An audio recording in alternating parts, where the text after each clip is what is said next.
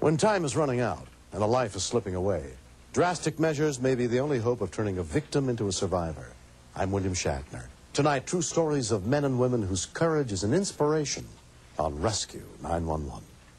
We begin around 10 p.m. on June 28, 1991, along a crowded stretch of Interstate 75, just outside Valdosta, Georgia.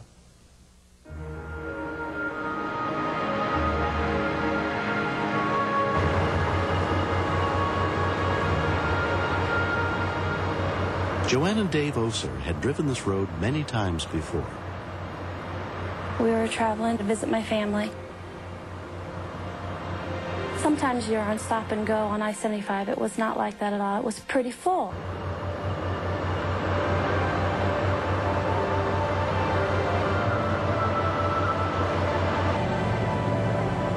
We were traveling about 65 or 70 miles an hour, and the trucker behind me wanted to move, so I went over into the right-hand lane to let him pass.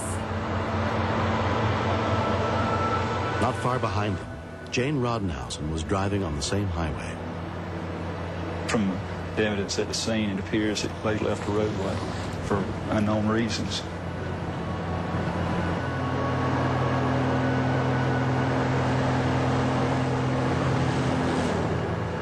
More than likely, she fell asleep.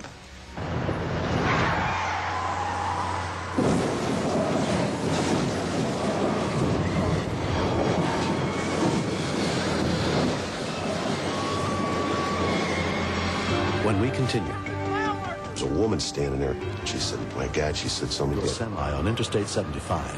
David Oser and his wife were driving right behind them. I saw the car impact with the rig, and from there was just sparks and flames everywhere.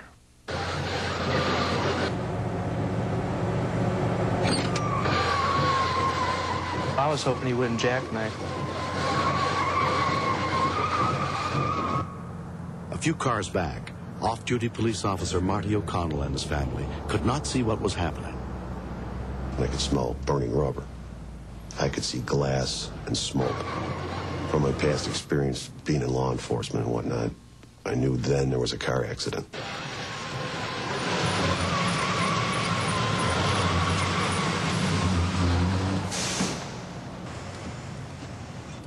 There was no way we'd expect anybody could possibly live through that.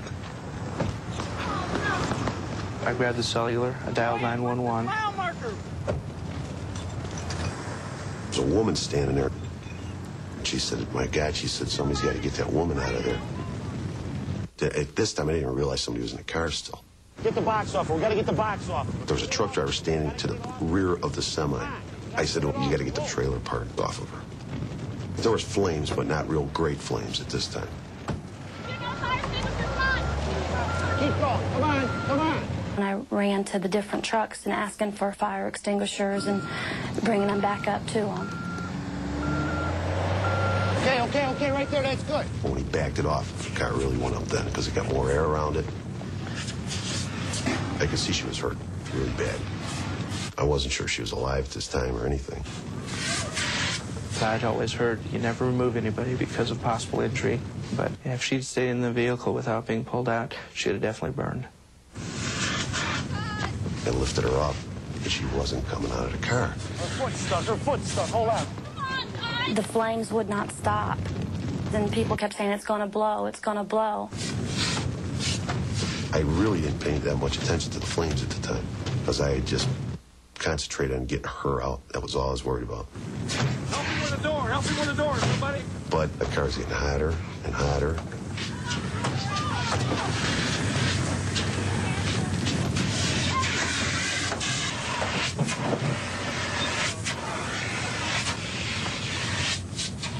I could feel her when I picked her up. Her leg was broken. I thought for sure she was dead.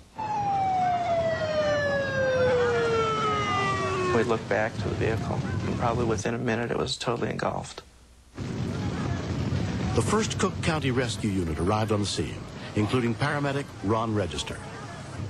When we first got there, my partner asked me, was she alive?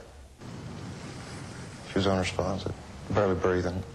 We saw that she was burnt 18 to 20% 3rd degree and 2nd degree burns on one side of her body. We was figuring head injury, we was figuring C-spine injury, so we had to be suspicious of everything. I knew there was a possibility that she could die at any time.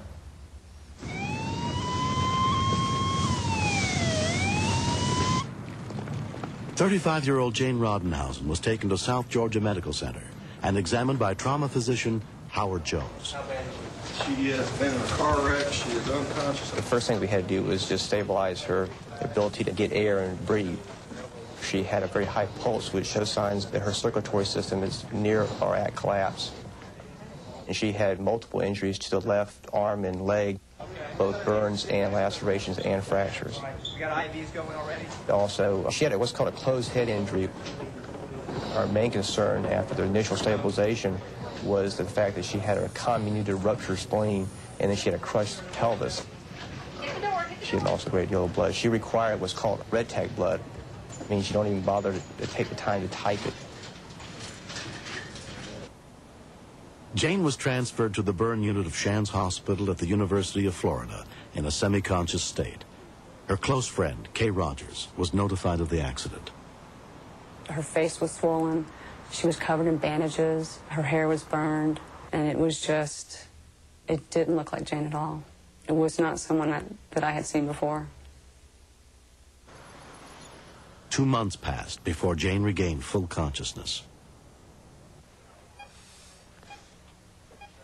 I remember looking up and seeing very bad acoustical tile. And I kind of put all these visual clues together and came up with the fact that I was in a hospital. I thought, oh no, something bad has happened.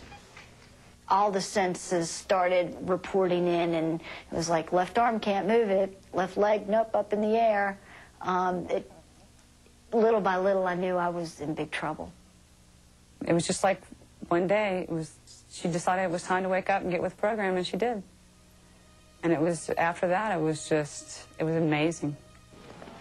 3 months after the accident, Jane, who'd been a runner, participated in her first race from a wheelchair.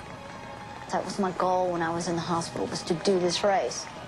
A good friend of mine, Kathy, pushed me the entire way. And at the very end, she stopped the wheelchair right before the finish line. I managed to get out of the wheelchair, and it wasn't very far across the finish line, but it seemed like a really long way. And I got to walk across it. So I was really tickled about that. Marty O'Connell and his wife Gloria were at home 2 months after the accident when the phone rang. I said, hello. She says, Marty. And when I heard her voice, when I heard her say my name, I knew who it was right away. And I had never heard her voice. And she said, Marty, this is Jane Rodenhausen. She goes, I just wanted to call and see how you're doing. I says, well, I said, I should be calling you, asking you how you're doing. This man saved my life. How do you thank somebody for that? Hello. Hi, how are you? How are you? Hey, Marty, what's going on? He's called me both years on the anniversary of the wreck. I know who it is because I'll pick up the phone, I'll go hello, and he's like, do you know what you were doing this time 2 years ago? He and I have a bond. There's a sense of communion between us. He asked me if I would mind if he got a tattoo with Jane's name printed in it. And I was like, oh, that would be cool, you know, so that's what he did. This is cool. Okay, make a muscle. Oh, stop it. Oh, see. Jane, she thought that was the greatest thing in the world. She thought it was fantastic. I really like this a lot. Good. That night, there were a lot of people who went out of their way to help her. And I think that they didn't even think twice. I think there were a lot of unsung heroes there, especially Marty. They were the sole reason that Jane's here today. What I did took me 10 minutes. She's got to live with this every day, the rest of her life. And that's a lot to do. And you have to be a very, very strong person to be able to do that. Before my accident, I was very caught up in the comfortable life and how to make it even more comfortable. No, well, geez. I've changed where I've lived. I changed what I do. I work with children with developmental disabilities, and It makes you feel like what you're doing counts. See? I think everything in this world is a domino effect. It affects everything. I'm a lucky kid. I get to do everything again. So this time around, what I want to make sure of is that I keep that candle lit and I keep the circle unbroken, and I do something good to someone who might do something good, to someone who might do something good. Impressive. That's how you do good things. Impressive. I think you did great. Well, should we give him a hand? Let's go. Next. With children, a lot of times they'll hold steady, and then all of a sudden the bottom will drop out. And she just looked like one of those people where that was going to happen.